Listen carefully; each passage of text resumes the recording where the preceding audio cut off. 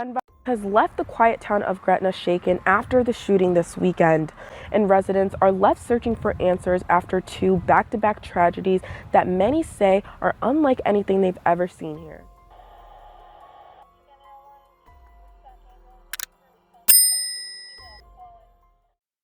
Even though there's been a decrease in gun crimes in Florida this year compared to 2024, there have still been 13 mass shootings that have left multiple people harmed and multiple people unalive. By the end of 2024, Florida saw 32 mass shootings, and as of right now, in November 2025, the state is down by more than half of last year's numbers. Despite that, the last mass shooting will take place in a small town that has less than 1,300 people, and that town is Gretna, Florida, where the population is majority African American, and it's definitely a place that everyone knows everyone. If you take a 10-minute drive north, you'll be at the Georgia border, and about 30 miles northwest is the bigger city of Tallahassee, Florida. In Gretna, everyone's like family, so when not one but two crimes took place 2 different weeks apart, it definitely sent shockwaves through the very small community. The first shooting took place October 21st, and the first victim lost his life while sitting in his vehicle in front of his home. During that victim's memorial service on November 1st, as loved ones gathered, a mass shooting would take place and another victim would lose their life, and multiple other people were injured too.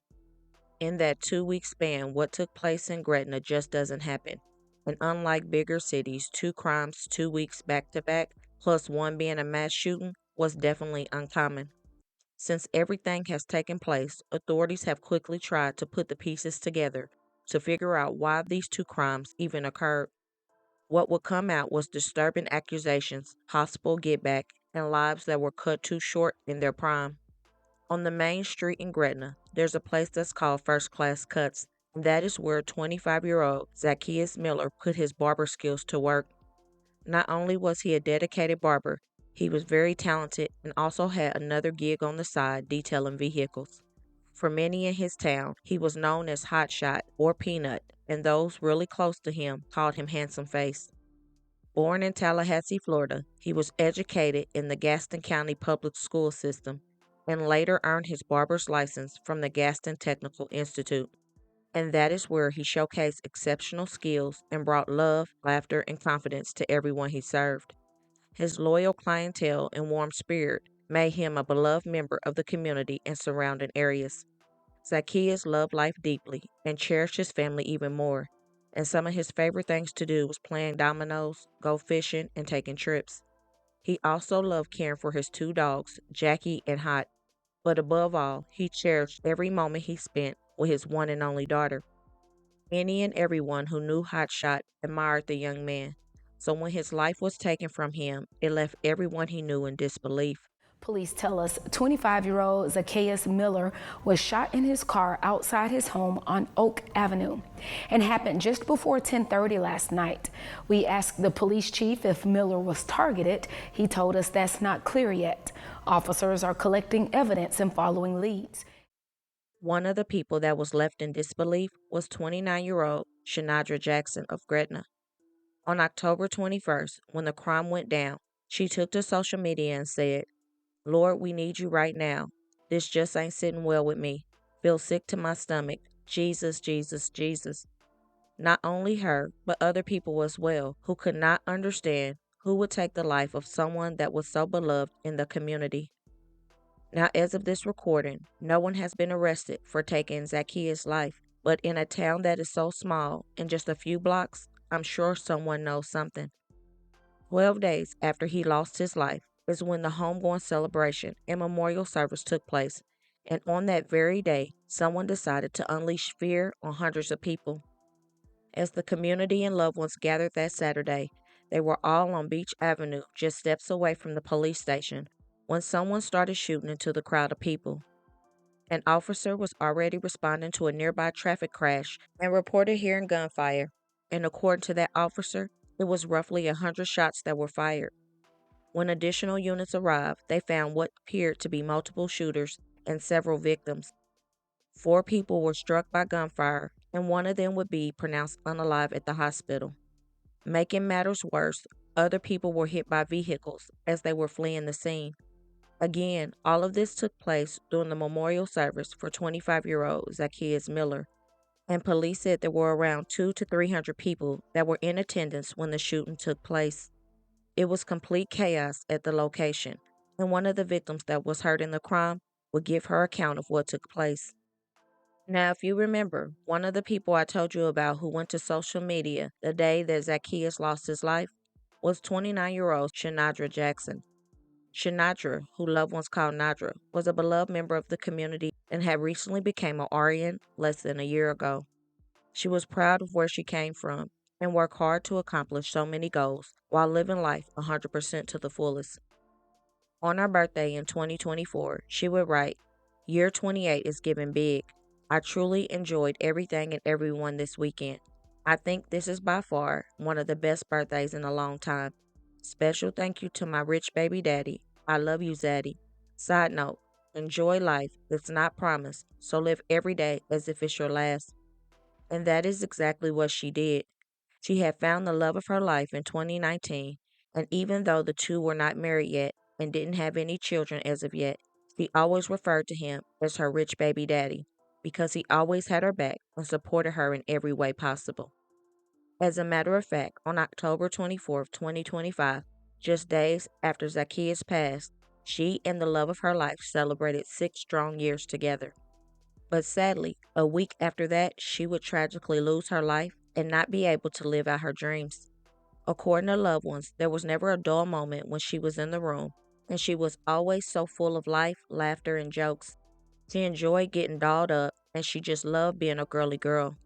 Back on December 19, 2024, she would write a post dedicated to her man who supported her on the day she became pinned to be a RN. Her post would read, "And to Mr. Make It Happen himself, I swear it takes a strong individual to put up with me for sure. Words can't express or explain how thankful I am for this guy. He has really stuck by my side in my darkest hours when I had no one to turn to. You are literally a gem.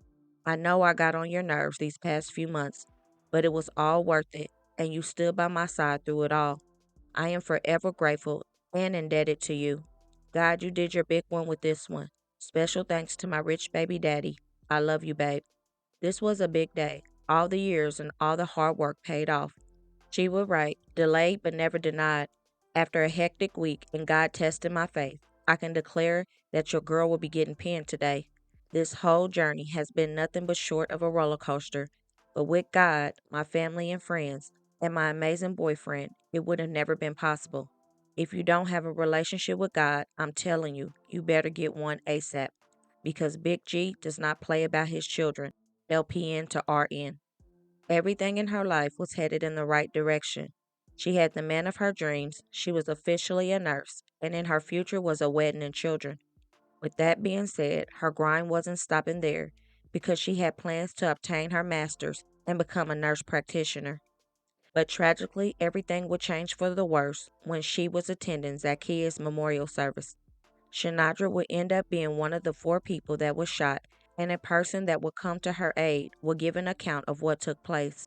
The young woman who ended up injured herself would take to social media within moments after the crime took place and said, "Imagine being in a shootout looking for your loved ones and someone is shot and you go to make sure they are okay. And everyone around them is making that person panic who's been shot. So I'm doing everything in my power to make sure she's okay. She's already spitting up blood and hoping this isn't her end and wanting to get up. I'm doing everything in my power so she does not get up and make things worse until the medics come. I promised her she's going to be okay and that I got her, and guns started going off again, and then cars go to speeding out and hit us. Now we are both hit, but now she is shot and hit, and the bleeding from the mouth gets worse. So now all I knew to do was pray and ask God to get us through this trying time, because Lord, her work here is not done, and she's not ready, Lord. Jesus, give us strength. I've never been so scared in my life, but I know God had us both, and I pray God continues to keep her. Shanadra, I'm so sorry, baby girl. I told you that once I had you. Everything would be okay. Just keep calm, but things turned for the worse. I did everything I could to save you until the medics came. I pray that you get through this trying time. And again, I'm sorry. I wish I could have done more, but my prayer and condolences go out to you. I pray God pulls you through. In a short time after that post, she would write that Shanadra was gone, and she would take to her social media and go live to express her pain. In that live video that was within hours of the crime taking place, her emotions were fresh and raw. But through a lot of tears and heartache, she expressed her sorrow of what took place that tragic evening in another post saying, "Police came and made everybody move away. When they tried to make me move from Shanadra, she grabbed me so tight. She was scared and couldn't breathe and did not want me to leave her. I aggressively told the police I was not moving because she was scared, alone, and shot, and please do something to save her. I told them I made a promise to her and that I was not moving. Once they had everyone backed away, police came and told me to stay with her, make sure that she doesn't move, and that the paramedics were on their way. I instantly felt her being scared all over again, and I didn't even care about me being hit. I just wanted her to be okay, but she wasn't. I'm not sure if I saw a paramedic, but they moved me and said that paramedics were on the scene, but put me in the back of a police car that was supposed to be transporting me to the hospital. The police made a U-turn once they got up the road away from the scene and said they were keeping me in the back until paramedics arrived. So I waited until I could stand on my leg and remove myself from the police car, and now she is gone. Because of the hectic scene and the chaos that was taking place and everything moving so quickly, she didn't realize that she might have seen Shanadra take her last breath. She would go on to say, "I literally had to watch this girl lose her life slowly and painfully, and she was so scared. She kept saying, 'I need to get up. I can't breathe.' I knew what was next to happen because I could see her wound and the kind of gun it was. She would have made it if we had not got hit by that car, but the kind of gun that was used, I'm sure made the bullet travel and cause even more damage. She had started spitting the blood up that was in her mouth and hurting even more. She told me not to leave her, and when I left her, they didn't take care of her like they said they would. Don't nobody tell me how to feel. I'm hurting for real, for real. They told me they had her and that she was going to be okay, and they lied to me. They tried to see about me, but I was okay. It was her who needed help, and I started to panic after we got hit, so I lost it a little bit. But I regained strength to tell God to cover us in that moment. I tried to get her to call on God, but she was too hurt and too scared. What she had to experience is beyond devastating, and it leaves an eternal scar on her heart and in her mind. My thoughts and prayers go out to her. Within days of the crime, investigators identified an alleged suspect, 40-year-old D'Addario Hunter, who they say arrived at the scene of the event with a semi-automatic weapon and began shooting into the crowd. D'Addario surrendered himself to the Gaston County Sheriff's Office 2 days later without incident, and people in Gretna were left in complete shock when they heard about the person accused of doing the crime. D'Addario is known in town by the name Lank, and one person said, "It's more to the story. Can't judge a man when your family has been getting robbed and your crib shot up and your daughter was pistol whipped. Any real father would be out of his body. Free my brother and condolences to the people that lost their lives." Now, let's say that is the case, and Lank had a moment of temporary insanity because of crime against his daughter. However, he still took the life of an innocent person, allegedly, and he shot into a crowd of mourners and children. Multiple people were shot. Multiple people got hurt, not only physically but mentally. So to say free him if he is guilty is definitely a stretch. I did speak with Police Chief Brian Alexander, and he says the victim was 29-year-old Shanadra Jackson, and I did ask him about any motives. He says she was not the intended target, nor were any of the other people who ended up shot Saturday night. Of course, just an unfortunate situation all around. Now, if you take a look at your screen, we do have the mugshot there of 40-year-old D'Addario Hunter, who FDLE says took a semi-automatic gun to the memorial and started shooting into the crowd. Now, police confirmed today the memorial was for 25-year-old Zacchaeus Miller, who was on October 21st in Gretna. Now, at this point, there's been no arrest in that case, according to police. Now, Chief Alexander says 4 people were shot at the memorial this past weekend, including Jackson, who later died at the hospital. And we learned today that another person was run over by a car trying to get away from the shooting. 2 people with so much promise in their lives, both giving back to the community in their own ways, and now their lives are forever gone, and it's not okay. These 2 crimes have made a major negative impact in their community, and now no one truly knows who to trust. I just pray for all the families involved in these very tragic crimes that have taken place. Right now, some believe that there's a dark cloud over Gretna, and one person will write, "Let's lift each other up in prayer and love as we seek justice for Nadra and Hotshot. They were both humble and loved by so many people. Let's unite to bring closure to these 2 senseless homicides within a week. If you witness something, please speak up. We demand justice, no peace. If y'all don't speak out, then law enforcement can't take action. Let's share, tag, and support one another till justice is served. Remember, it could easily be one of your family members next. Zacchaeus Miller's life mattered, and he should still be here. Shanadra Jackson's life mattered, and she should also still be here. My heartfelt condolences goes out to all the families, and I pray that all of those responsible will be brought to justice. Don't forget to let me know your thoughts. Also, don't forget to comment your prayers for these multiple families affected by these horrible crimes. And don't forget to hit that like button and share to make your people aware. And as always, remember to stay woke. Things change quickly.